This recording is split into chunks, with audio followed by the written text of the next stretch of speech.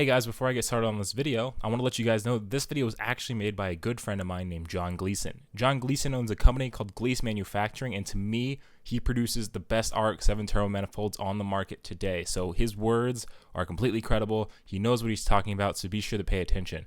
If you have any questions, throw in the comments down below, and be sure to check out gleasemanufacturing.com for some of the best turbo manifolds you can buy. Hey, what's up, guys? John from Glease Manufacturing here.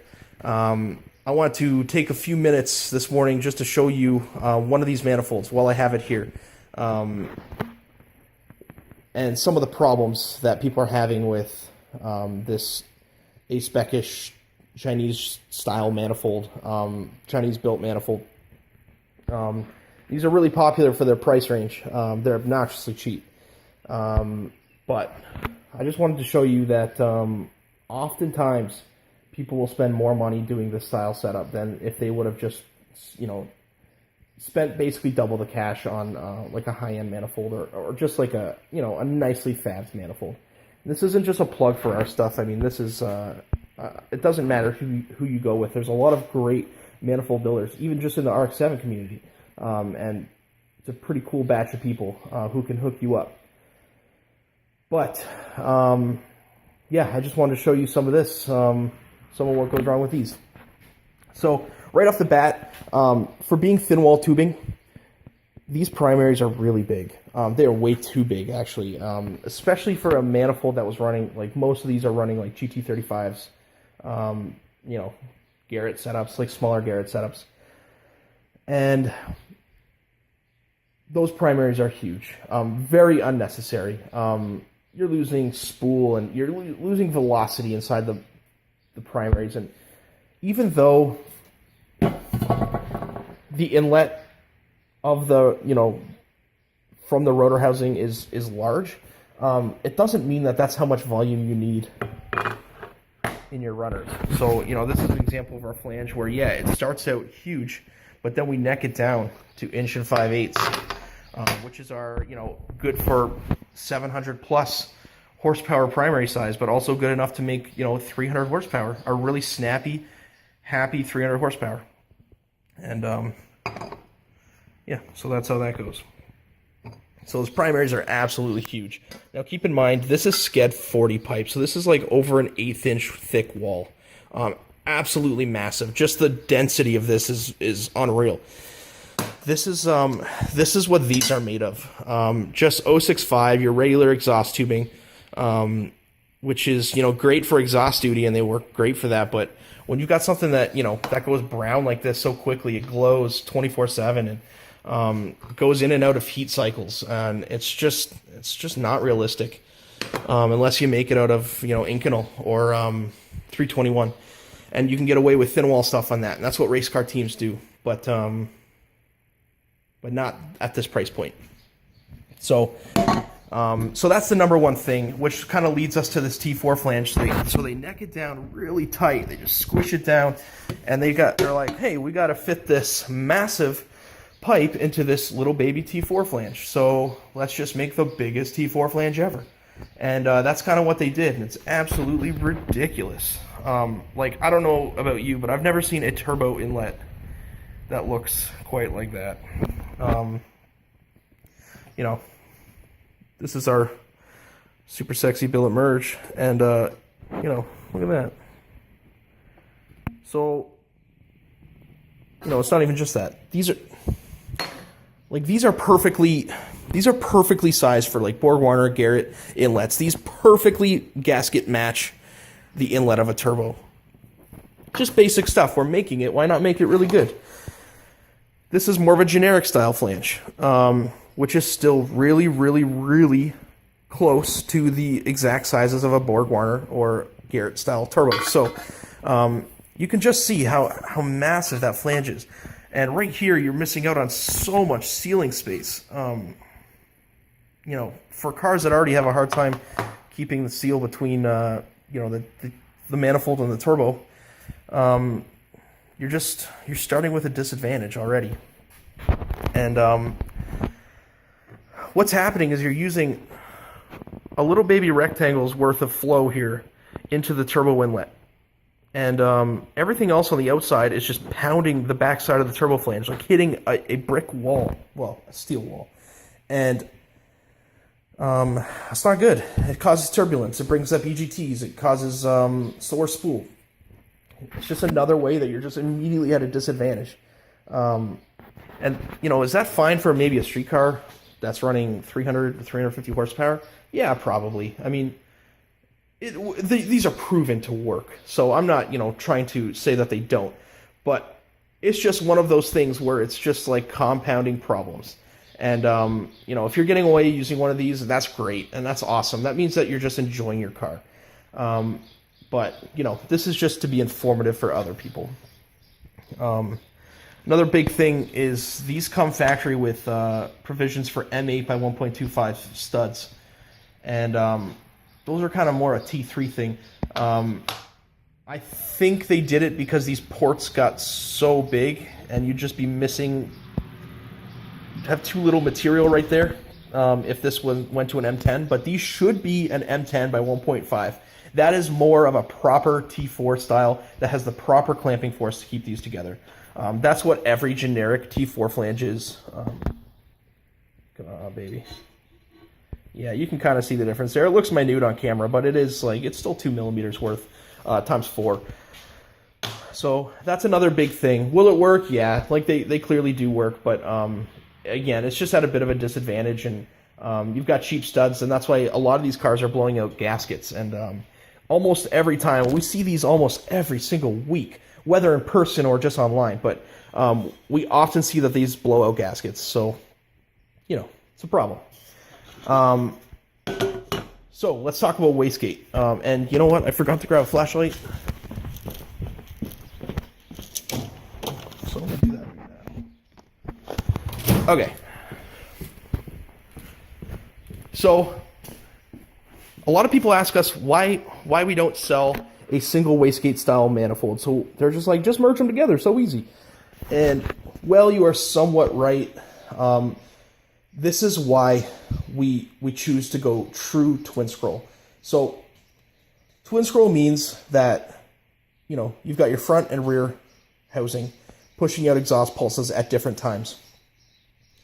So they separate them all the way up to the flange, and that's why this divider is here. And I know this is really common knowledge for like people who know this, but for the people that don't, it enters the turbo completely separate, and it runs around the volute separate, and those exhaust pulses, those individual exhaust pulses, will be able to be as efficient as possible because they won't be colliding with each other.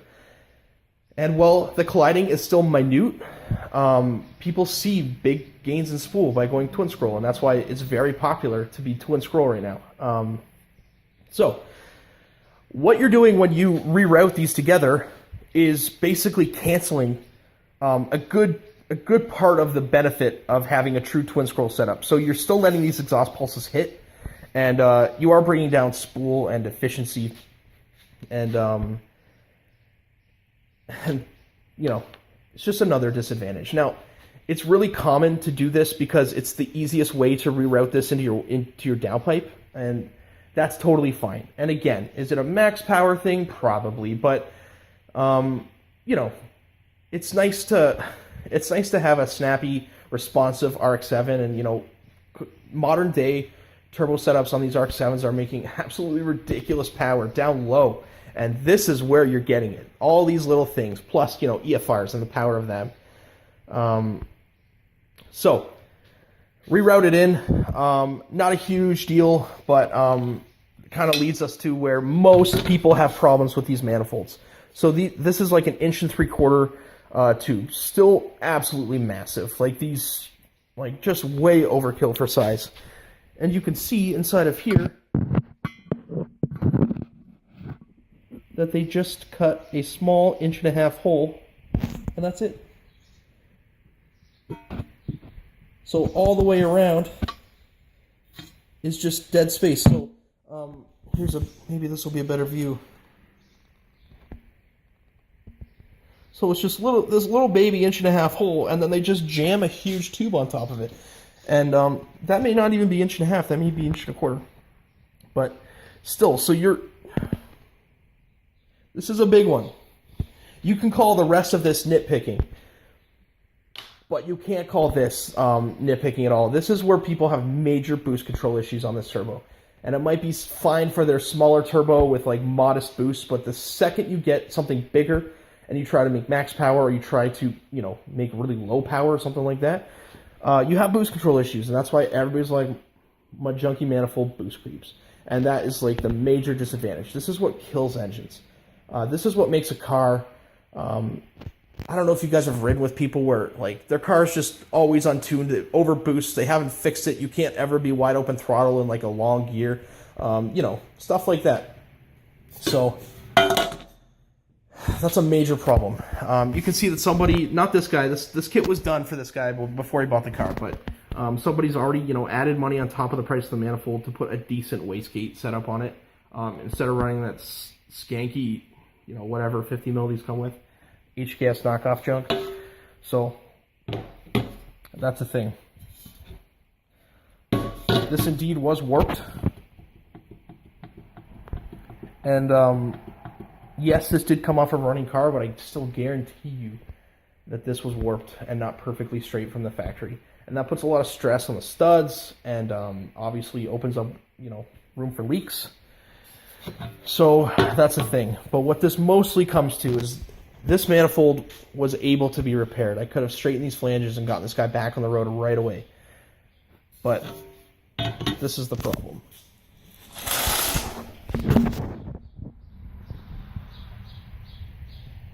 So you can see that that's cracked most of the size of the primary.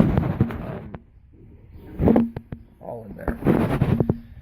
And so I don't have anything really nice around here to show you, but when you see pretty welds, and a lot of people are like, I don't want to spend money just on, somebody who makes nice welds and charges a lot of money for it. Well, it's not really that. When you guys see a really nice, beautiful weld, it means it's a good weld. It means that it's a strong weld. And a lot of people are like, it doesn't look good, but it'll stick. That's not true. It's not always true.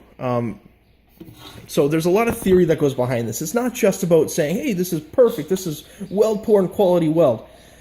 So the theory behind this is, when you make a pass on something, you have shielding gas, and wherever that shielding gas isn't, it'll go purple and brilliant, beautiful colors, and those are okay. But once you get this HAZ zone, this heat affected zone, and it goes kind of gray, and it's not, it's definitely been overheated. It wasn't sitting under shielding gas long enough. Then that's where cracks are going to develop, and you can see that happened right where you would expect it to happen. The top part of the weld, where it connects to this thin wall tube, and that's obviously what sucked up the most heat when you had a bunch of amps going into this to weld it to this 1/2 inch thick flange. But up here in the HAZ zone, the heat affected zone, is where it ended up cracking, and that's really common on these. You just do not have the mechanical advantage that you do having like with thin wall pipe that you do with thick pipe. So yeah.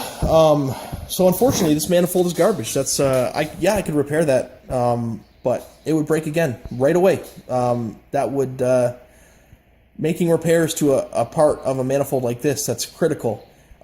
This sees the brunt of the heat right here. That's where it's coming out.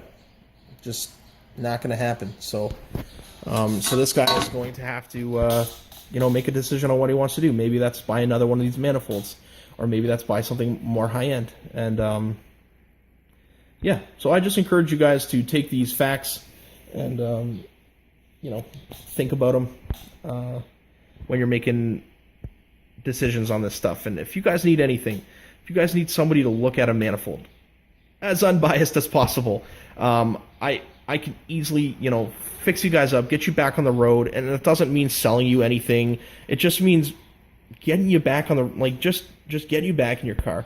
And that's what we're passionate about. It's not just, we're enthusiasts. That's why we're making RX-7 manifolds. It's not because,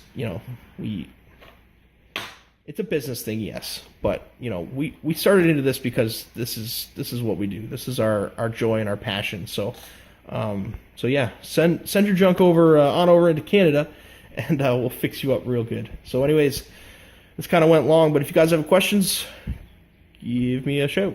Thanks.